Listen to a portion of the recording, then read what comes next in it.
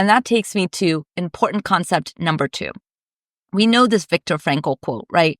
That between the stimulus and the response, there is space. And in that space, we can choose something different. I'm butchering the quote, but we know what I mean, right? So in the quote, we're saying that there's an action, there's something happens, something out there is happening. And then there's the reaction, how we respond to it, what we do, how we react.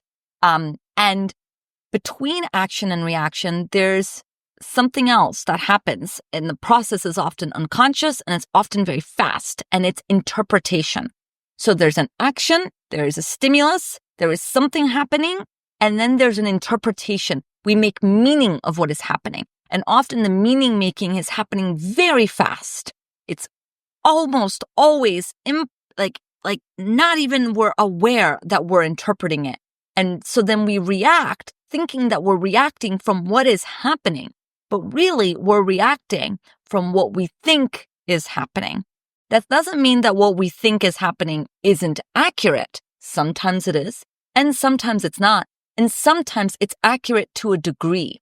Sometimes, for example, what we're reacting to is a small sliver of the pie.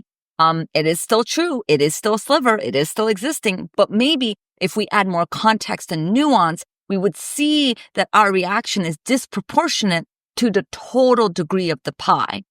And so it's not about that's not what's happening. It may be that you're picking up on something, but it may not be the totality of what's happening. But if we're reacting to this small thing as if it's the totality, we may be missing out on way much more nuance and way much more information. So I want us to start to think about the ways in which when we are experiencing something, we may be interpreting, making meaning of what is happening. And it is in that meaning that we are then responding. And the more space we can create to understand what meaning we may be making, or certainly to talk about the meaning of what we may be making, the more space there could be for something different. So there's a total difference between person A says something to us. We interpret it as they're angry at us. Now we're feeling ourselves getting defensive.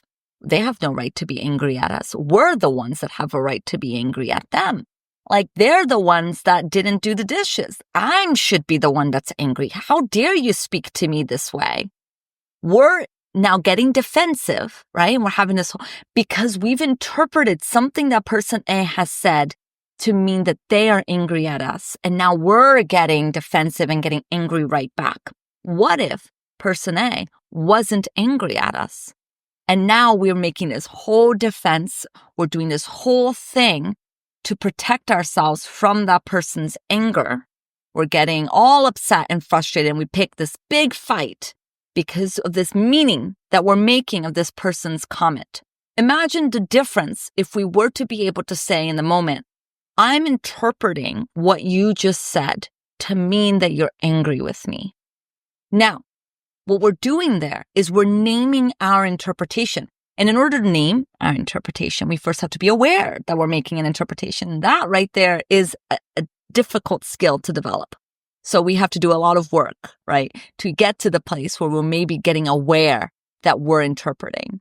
And in order for us to even get to that step, we have to acknowledge that maybe there is a way in which we're seeing the world that is based on our subjective experience and not what's really happening. We can get, though, so sensitive to feeling gaslit or to feeling disoriented when we have been told, no, what you're experiencing isn't right, but we're picking up on something and it is right. We may get so sensitive there that we may have a really hard time with this idea. But it's important for us to get the support to think about this because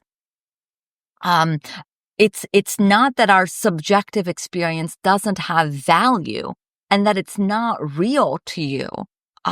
It's just that maybe it's not the only thing that's real and that another person may be having their own subjective experience. And maybe when instead of getting defensive and getting angry right back at somebody because we're experiencing their tone as anger, if we can name, hey, I'm interpreting what you just said to mean that you're angry with me.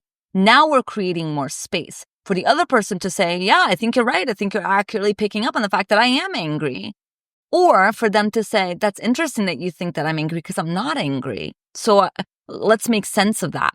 That's not to say then that you're not still accurately picking up on something. It's just to say that maybe you are and maybe you're not. And in that space, there is opportunity. So there's actually a tremendous amount of freedom that comes when we can start to observe the interpretation that we're making, rather than just assuming that what we're seeing is what's really happening. Another way of saying this, right, is that while we may not control the events or circumstances that happens around us, we encounter all sorts of things in our lives that we have very little control over.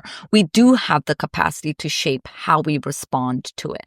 And in this space, we can often, invite in pause, reflection, and exploration of alternatives, so that rather than reacting impulsively, which closes down the possibilities, or automatically based on ingrained patterns or fears or defenses, we can actually create an ideal more space for self-awareness, for emotional regulation, and for transformation to occur. So from a psychoanalytic perspective, what we're talking about here is creating a way in which we're stepping out of unconscious patterns and habitual defenses, right? And responding in a way that maybe aligns more with our deeper values, our desires, and self-understanding. So the invitation here is to start to install ways in our life for more slowing down, for more reflection, to build more self-awareness, for expanding, tolerating uncomfortable emotions. We may often really, really struggle with this because we want to collapse the space because there's something that's really unbearable that's getting evoked. So, for example, if we feel like our person A is coming at us with a lot of anger, we may get defensive and say, you don't have a right to be angry with me. I'm angry with you, because we're having a really hard time tolerating the possibility that person A is angry.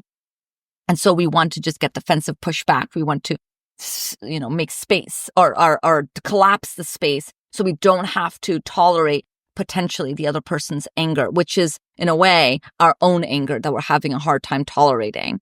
Sometimes I wonder if our fear of conflict is not that we're afraid of the other person's feelings of aggression, but we're really afraid of our own feelings of anger and aggression. And so this all kind of ties back into point number one, right?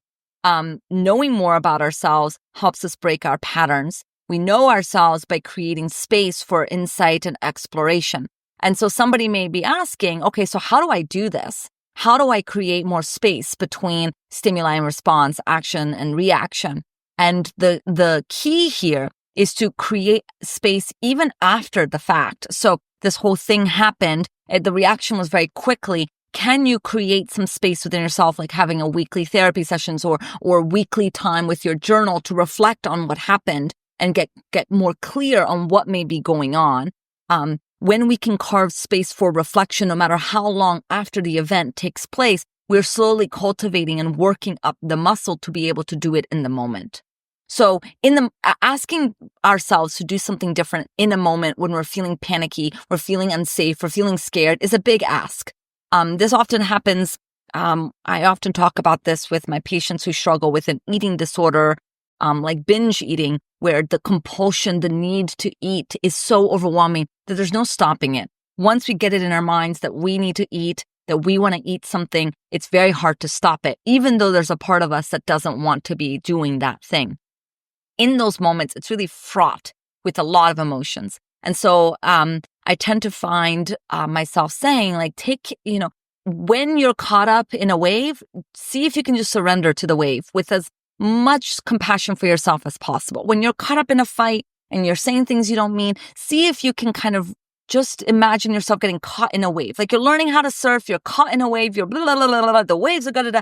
It's really painful. It sucks. You wish that you could be surfing on the wave. Instead, you're like getting knocked down, right? It's really painful, but you're just going to ride it out. You're just going to kind of surrender to the wave. There's not much you can do in the moment, But then when you're no longer in the wave, maybe take some time to try to understand what was going on for me. Where did I not maybe stand on my surfboard correctly? Or where may I have judged the wave or what may have been going on for me in that moment that propelled me towards saying that or reacting in that way. And the more that we can reflect, right, and learn from what is going on, we're slowly working on building the capacity to be able to do it in the moment so that you catch more waves, so to speak, or can create pause in the middle of a conflict or in the middle of an escalated moment to say, hold on, I'm interpreting this way. Is this accurate? What's going on here?